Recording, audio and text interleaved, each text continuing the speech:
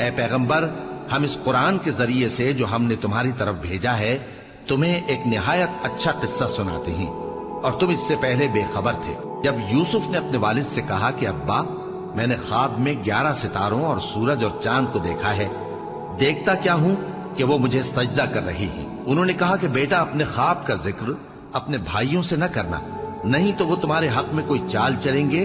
کچھ شک نہیں کہ شیطان انسان کا کھلا دشمن ہے، اور اسی طرح اللہ تمہیں برگزیدہ و ممتاز کرے گا اور خواب کی باتوں کی تعبیر کا علم سکھائے گا، اور جس طرح اس نے اپنی نعمت پہلے تمہارے دادا پر دادا ابراہیم اور اسحاق پر پوری کی تھی، اسی طرح تم پر اور اولاد یعقوب پر پوری کرے گا۔ بے شک تمہارا پروردگار سب کچھ جاننے والا ہے، حکمت والا ہے۔ ہاں، یوسف اور ان کے بھائیوں کے قصے میں پوچھنے والوں کے لیے بہت سی نشانیاں ہیں۔ جب انہوں نے آپس میں تذکرہ کیا کہ یوسف اور اس کا بھائی ابا کو ہم سے زیادہ پیارے ہیں، حالانکہ ہم جماعت کی جماعت ہیں، کچھ شک نہیں کہ ابا کھلی غلطی پر ہیں۔ یوسف کو یا تو جان سے مار ڈالو یا کسی ملک میں پھینک آؤ، پھر ابا کی توجہ صرف تمہاری طرف ہو جائے گی، اور اس کے بعد تم نیک لوگوں میں ہو جاؤ گے۔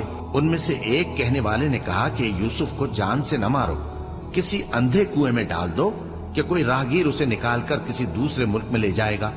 اگر تم کو کرنا ہی ہے تو یوں کرو۔ یہ مشورہ کر کے وہ اپنے والد سے کہنے لگے کہ ابا جان، کیا سبب ہے کہ آپ یوسف کے بارے میں ہمارا اعتبار نہیں کرتے؟ حالانکہ ہم اس کے خیر خواہ ہیں، کل اسے ہمارے ساتھ بھیج دیجئے کہ خوب میوے کھائے اور کھیلے کودے، ہم اس کے نگہبان ہیں۔ انہوں نے کہا کہ یہ امر مجھے غمناک کیے دیتا ہے کہ تم اسے لے جاؤ، یعنی وہ مجھ سے جدا ہو جائے، اور مجھے یہ بھی خوف ہے کہ تم کھیل میں اس سے غافل ہو جاؤ اور اسے بھیڑیا کھا جائے۔ وہ کہنے لگے کہ اگر ہماری موجودگی میں کہ ہم ایک طاقتور جماعت ہیں اسے بھیڑیا کھا گیا تو ہم بڑے نقصان میں پڑ گئے۔ غرض جب وہ اس کو لے گئے اور اس بات پر اتفاق کر لیا کہ اس کو اندھے کنویں میں ڈال دیں، اور ہم نے یوسف کی طرف وحی بھیجی کہ ایک وقت ایسا آئے گا کہ تم انہیں ان کے اس سلوک سے آگاہ کرو گے، اور ان کو اس وحی کی کچھ خبر نہ ہوگی۔ اور یہ حرکت کر کے وہ رات کے وقت باپ کے پاس روتے ہوئے آئے، کہنے لگے کہ ابا جان، ہم تو دوڑنے اور ایک دوسرے سے آگے نکلنے میں مصروف ہو گئے اور یوسف کو اپنے اسباب کے پاس چھوڑ گئے تو اسے بھیڑیا کھا گیا، اور آپ ہماری بات کو گو ہم سچ ہی کہتے ہیں باور نہیں کریں گے۔ اور ان کے کرتے پر جھوٹ موٹ کا لہو بھی لگا لائے۔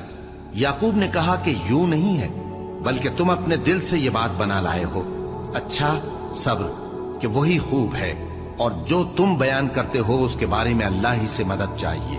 اور اب اللہ کی شان دیکھو کہ اس کنویں کے قریب ایک قافلہ آوارد ہوا اور انہوں نے پانی کے لیے اپنا سقا بھیجا، تو اس نے کنویں میں ڈول لٹکایا، یوسف اس سے لٹک گئے۔ وہ بولا، زہے قسمت، یہ تو ایک لڑکا ہے، اور اس کو قیمتی سرمایہ سمجھ کر چھپا لیا۔ اور جو کچھ وہ کرتے تھے اللہ کو خوب معلوم تھا، اور انہوں نے اس کو تھوڑی سی قیمت یعنی معدود چند درہموں پر بیچ ڈالا، اور وہ اس سے بیزار ہو رہے تھے۔ اور مصر میں جس شخص نے اس کو خریدا اس نے اپنی بیوی سے، جس کا نام زلیخا تھا، کہا کہ اس کو عزت و اکرام سے رکھو، عجب نہیں کہ یہ ہمیں فائدہ دے یا ہم اسے بیٹا بنا لیں۔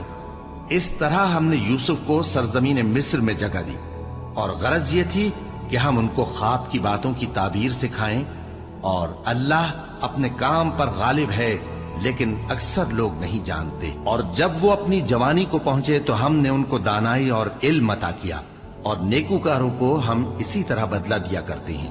اور جس عورت کے گھر میں وہ رہتے تھے اس نے ان کو اپنی طرف مائل کرنا چاہا، اور دروازے بند کر کے کہنے لگی، یوسف جلدی آؤ۔ انہوں نے کہا کہ اللہ پناہ میں رکھے، وہ یعنی تمہارے میاں تو میرے آقا ہیں، انہوں نے مجھے اچھی طرح سے رکھا ہے، میں ایسا ظلم نہیں کر سکتا، بے شک ظالم لوگ فلاح نہیں پائیں گے۔ اور اس عورت نے ان کا قصد کیا اور انہوں نے اس کا قصد کیا۔ اگر وہ اپنے پروردگار کی نشانی نہ دیکھتے تو جو ہوتا سو ہوتا۔